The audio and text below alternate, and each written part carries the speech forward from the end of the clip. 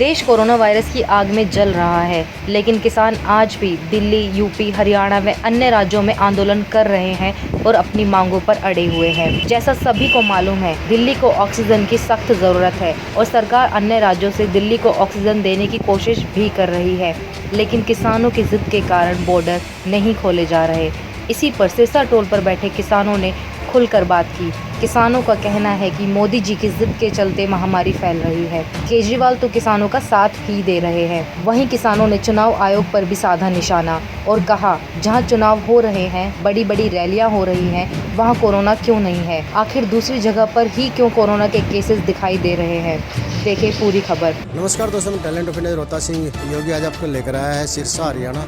और आप देख सकते हैं यहाँ पर मेरे पीछे टोल टैक्स, और टोल टैक्स के साथ में ही यहाँ आप देख सकते हैं किसानों ने यहाँ पर आंदोलन के लिए बैठे हुए हैं और उनका जो 3 बिल के लिए कानून है उसके खिलाफ इनका आंदोलन चला हुआ है। लेकिन उसके साथ साथ हम आपको बता दें कि देश के अंदर कोरोना की महामारी ने दोबारा से फिर पैर पसार दिए हैं और वो इतना गंभीर हो चुका है कि दिल्ली के अंदर और अन्य राज्यों के अंदर लाशों के ऊपर लाशें पड़ी हुई हैं। लेकिन फिर भी राजनीति पार्टियां वहां कहीं ना कहीं लाशों के ढेर पर बैठकर राजनीति कर रही है।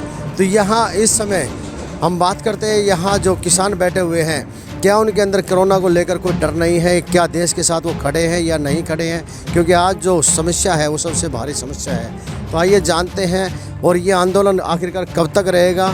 क्या इस समय ये आंदोलन समाप्त करना ज़रूरी है या नहीं है? ये सब चीज़ों के बारे में हम जानकारी लेते हैं। सर परिचय दीजिए। मैं रामचंद्र, एक्स सरपंच सिकंदरपुर गांव से। रामचंद्र जी, ये आंदोलन आपका कितना समय हो चुका है? ये हम यहाँ 25 दिसंबर से यहाँ बाबदीन टोल प्लाजा जो पर्ची मुक्त कराया था, उस दिन से यहाँ बैठे हुए हैं। क्या आप लोगों को लगता नहीं कि इस समय जो है देश के साथ खड़ा होना चाहिए? क्या देश के जो लोग जो इस समय परेशान हैं उनके साथ खड़ा होना चाहिए? ये तो सरकार को देखना चाहिए।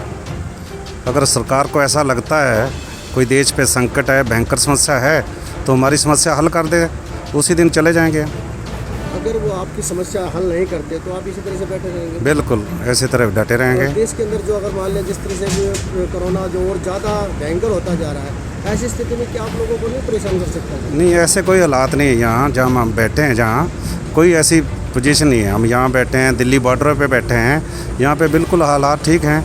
हमारा दिल्ली बॉर्डर पे एक भी मरीज इतने दिनों से ये यहाँ हम जो धरनों पे बैठे हैं, अभी तक कोई एक पेशेंट भी नहीं आया, किसी को बुखार तक नहीं आया। तो क्या कह रहे हैं आप, सरकार बेवकूफ़ बना रही है? 50% से ऊपर तो बेवकूफ़ बना रही है। कुछ है भी, बीमारी भी है, लेकिन सरकार ज़्यादा बेवकूफ़ बना रही है। लेकिन अब देखिए ना, जिस तरह आपने दिल्ली की बातें की हैं, तो दिल्ली के बॉर्डर पर अगर हम बातें की जाए, अभी कई दफ़ा जो है बोल चुके हैं, और अभी कुछ दिन पहले बातें भी हुई हैं, 2 दिन पहले, कि भाई दिल्ली का एक बॉर्डर एक हिस्सा जो है खोल दिया जाए, जिससे ऑक्सीजन के जो टैंकर हैं उनको दिल्ली के अंदर आने जाने में सावधानी हो। लेकिन उसके बावजूद हाँ भरने के बाद फिर वो मना कर दिया गया।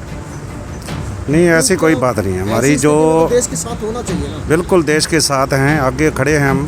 किसान सारे जो हैं देश के लिए आगे खड़े हैं, ऐसी कोई समस्या ही नहीं है। नहीं, ये जैसे बीमारी से अगर छुटकारा मिल जाएगा तो फिर दोबारा बैठ जाओ आगे, उसके लिए मना तो नहीं किया जाएगा। ऐसे है, इससे बीमारी को कोई फ़र्क नहीं पड़ता। हम घर में बैठे हैं, यहाँ बैठे हैं, क्या फ़र्क पड़ने वाला इससे बीमारी को कोई फ़र्क नहीं पड़ता।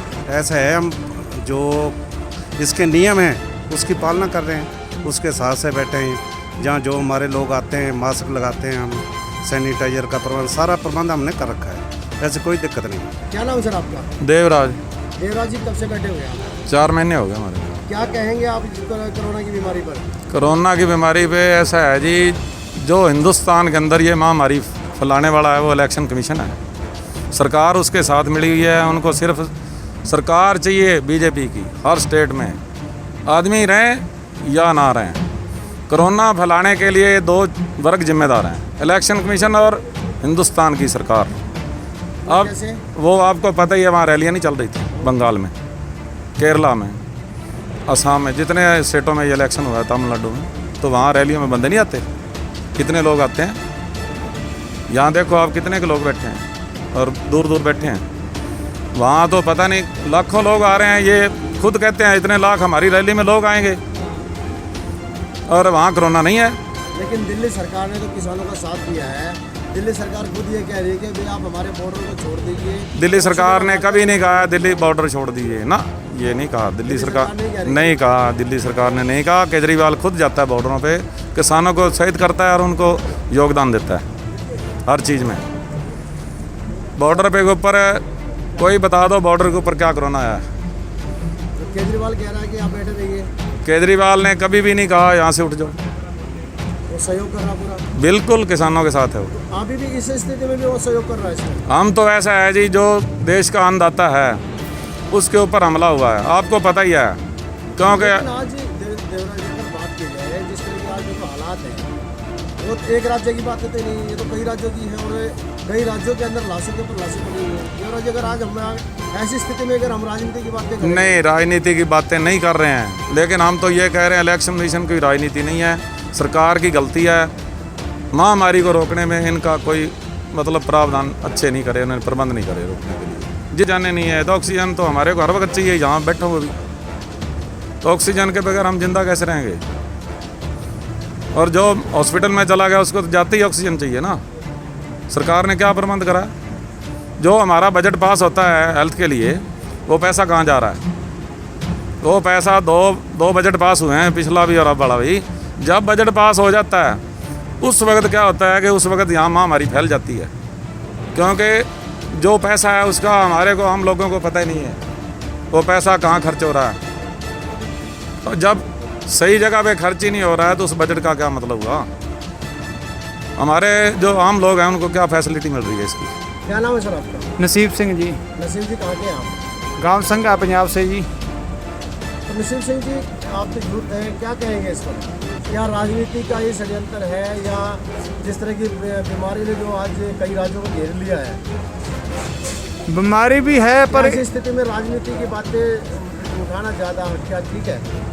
राजनीति की बातें सबसे ज़्यादा मोदी साहब उठाते हैं। जहाँ जहाँ 5 स्टेटों में इलेक्शन थे वहाँ बड़ी बड़ी रैलियाँ की, वहाँ इन्होंने कोरोना का कोई केस नहीं आने दिया। जहाँ जब तक इन्होंने रैली करनी थी, जहाँ जहाँ ये रैलियाँ होती रही है, ख़त्म होगी वहाँ कोरोना केस बढ़ा दिए।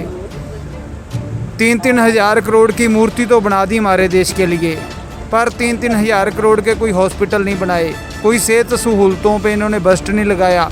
बस्ट लगाया तो अपने घूमने फिरने के लिए बड़े बड़े हवाई जहाज़ जो 85-8500 करोड़ के हैं, और इम्पोर्टेड गाड़ियाँ जो मेक इन इंडिया का नारा देता था, सभी कुछ विदेशी बरत रहा है।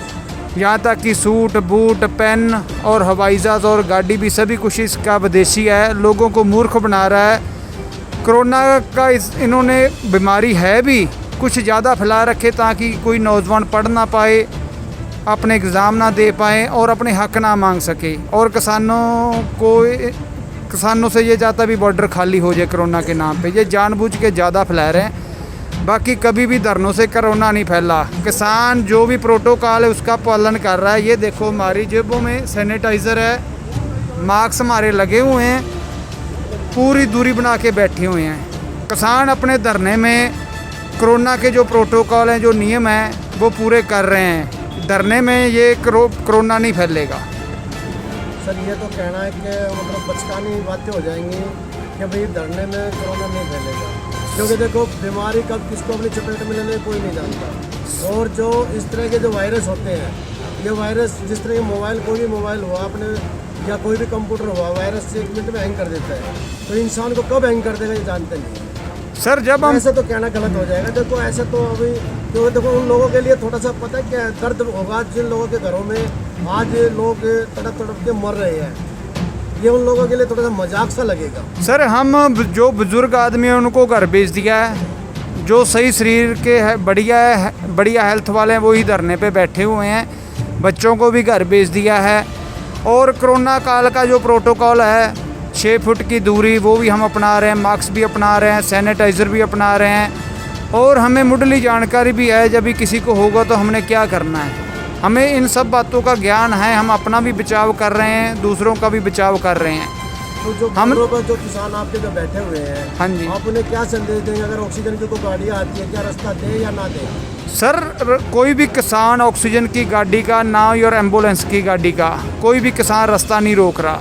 ये पुलिस वाले घेर घेर के किसानों की भीड़ में वो गाड़ी लेके जो ऑक्सीजन के टैंकर की बात आप कर रहे हैं, बाकायदा किसानों ने उनके लिए रास्ता बना के वो गाड़ी वहाँ से निकाली है जी। बॉर्डर की बात करेंगे या बहादुरगढ़ की बॉर्डर की बात करेंगे या गाजीपुर बॉर्डर की बात करेंगे तो सड़क के बीचों बीच झोपड़ियाँ बना दी गई हैं, पक्की दीवारें खड़ी कर दी गई हैं।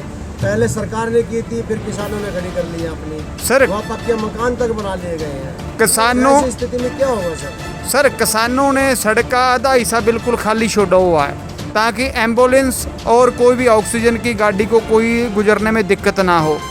किसानों को पता है एम्बुलेंस कितनी ज़रूरी है और ऑक्सीजन कितनी ज़रूरी है। किसी भी पेशेंट की प्राइवेट गाड़ी को भी नहीं रोका जा रहा। तो बाकी आप क्या जो संदेश बॉर्डर देंगे? सील कर आप रखे किसानों हैं, को क्या संदेश देंगे कि भाई अगर ऐसा कुछ होता है तो वो उनके लिए रास्ता बनाए या ना बनाए? ना सर, हम तो ये कहेंगे भी कोई भी किसान किसी भी एम्बुलेंस का और किसी भी ऑक्सीजन की गाड़ी का रास्ता ना रोके, रोक रहे भी नहीं हैं। सभी किसान रास्ता दे रहे हैं और देते रहेंगे। हमें ये यकीन है कोई भी किसान एम्बुलेंस का और ऑक्सीजन की गाड़ी का रास्ता नहीं रोकेगा। ठीक है।